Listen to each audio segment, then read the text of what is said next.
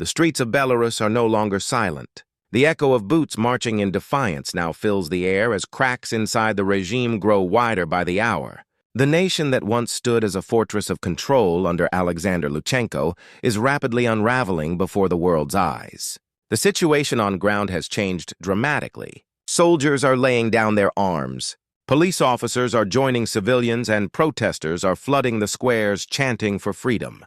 The government that once commanded obedience now finds itself surrounded by chaos and disbelief. The images emerging from Minsk and other major cities are nothing short of shocking: barricades in the streets, police shields tossed aside, and military trucks now manned by defectors. It's a scene that feels less like a protest and more like a revolution in motion inside Belarus.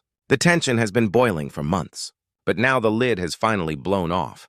Reports from multiple sources reveal that elite Yun, its once fiercely loyal to Lukashenko, have openly refused orders to suppress demonstrations. Entire barracks have joined the uprising. Some commanders have even been recorded stating they will not turn weapons on their own people. Intelligence leaks suggest internal disputes within the Ministry of Defense and even the Presidential Security Service.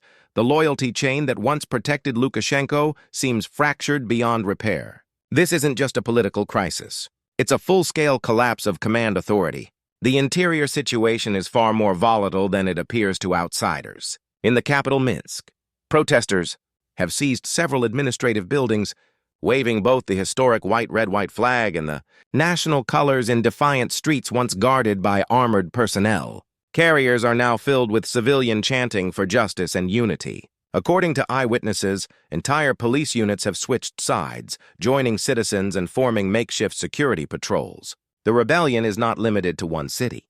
It's spreading fast across Galbrest-Grad now and even the military garrisons near the Russian border. Some reports indicate that communications between Lukashenko's central command and provincial governors have been disrupted. The internet blackout. Attempts have failed as citizens use encrypted apps and satellite networks to organize marches. Rumors are swirling about Lukashenko's whereabouts summit. Claim he has relocated to a secure military bunker outside Minsk, while others suggest he's seeking direct assistance from Moscow. Russian advisors and special forces may already be on Belarusian soil monitoring the situation, but even they seem hesitant to engage directly against a people's revolt. One viral video showed soldiers lowering the state flag as protesters applauded. This act of defiance symbolizes the possible end of an era and the start of a new uncertain chapter for Belarus. Welcome to Red Alert Conflict, where we bring you the real pulse of military power shifts, revolutions, and defense dynamics from across the world. If you haven't subscribed yet, make sure to hit the button right now, because what's happening in Belarus is a turning point that the global powers cannot ignore. The performance of Lukashenko's regime under this pressure is collapsing at every level. Political analysts describe his control as evaporating in real time. Every new defection weakens the government's core security apparatus. The National Army, which has long prided itself on discipline and loyalty, is now fractured between two realities: those still standing with the president and those who believe his rule is over.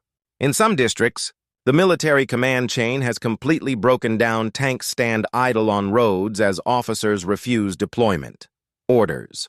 Protesters approach soldiers, offering them food and flags instead of hostility. The scenes resemble a historic unity movement where both sides realize that the enemy is no longer each other, but the oppressive system that divided them in terms of safety features. If you analyze this like a state security model, Belarus has lost all its safety mechanisms. The government relied on the internal police and intelligence network to contain unrest, but both of those pillars have crumbled. The intelligence community itself appears to be leaking information to the opposition. The state propaganda channels are running on recorded loops. Because many broadcasters have fled or refused to continue their roles, Lukashenko's personal convoy was reportedly seen moving under heavy escort, suggesting even the leader fears his own protection forces. The once impenetrable wall of authority has developed deep cracks. The overall safety architecture of the Belarusian regime has failed. The unique selling points of this uprising are what make it stand apart from other protests seen in the region.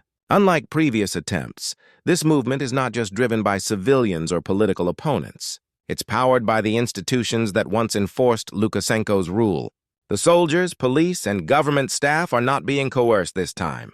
They are choosing sides. Many are motivated by the economic decline, the exposure of corruption, and the moral fatigue that has set in after decades of control. The people's movement has evolved into a structural revolution, one that challenges not just leadership, but the very foundation of Belarus's power structure. From an economic or price perspective, the cost of this internal collapse is enormous. The currency is falling. The banking sector is in panic and foreign investors are pulling out. The European Union has called for emergency meetings, while NATO forces near the Polish border are reportedly monitoring the developments closely. The Kremlin, meanwhile, faces a dilemma. If Russia intervenes directly, it risks triggering a wider confrontation with the West. If it doesn't, Lukashenko might be overthrown entirely, and Belarus could pivot toward a pro-democracy transition. Moscow cannot afford to lose another ally on its western flank. And this is why military analysts believe Putin will likely deploy covert support operations rather than an open invasion. The performance of the protesters has stunned global observers. They've managed to organize despite blackouts, coordinate through encrypted channels, and maintain discipline in face of armed units. The international community is beginning to acknowledge them as more than just street activists. This uprising is being described as the civilian coup of Eastern Europe. The bravery of the Belarusian people is now trending across global media hashtags and diplomatic circles halfway through this dramatic break. And it's clear that Belarus is at a crossroads. The world watches closely, wondering whether Lukashenko will step down, negotiate, or attempt a brutal crackdown. But the truth is, his power now hangs by a thread, and the army's refusal to obey orders has made the next steps unpredictable. If you're following this story, subscribe right now to Red Alert Conflict for constant updates on this rapidly evolving crisis. As for the conclusion, the situation in Belarus is no longer under control. The once united state is divided between loyalty and rebellion. The future depends on what happens in the next 72 hours. Either Lukashenko regains limited control through force, or the country enters a new era of self-rule led by defected soldiers and civilians standing shoulder to shoulder. One thing is certain. The events in Belarus are rewriting the modern political playbook. It's no longer about who rules. It's about who the people choose to obey. As we close this report, remember to stay tuned for verified updates, analysis, and exclusive coverage of how this rebellion reshapes Eastern Europe. Subscribe, hit the bell, and keep watching, because the world is witnessing history being made right now in Belarus, where the question remains, who's really in charge now?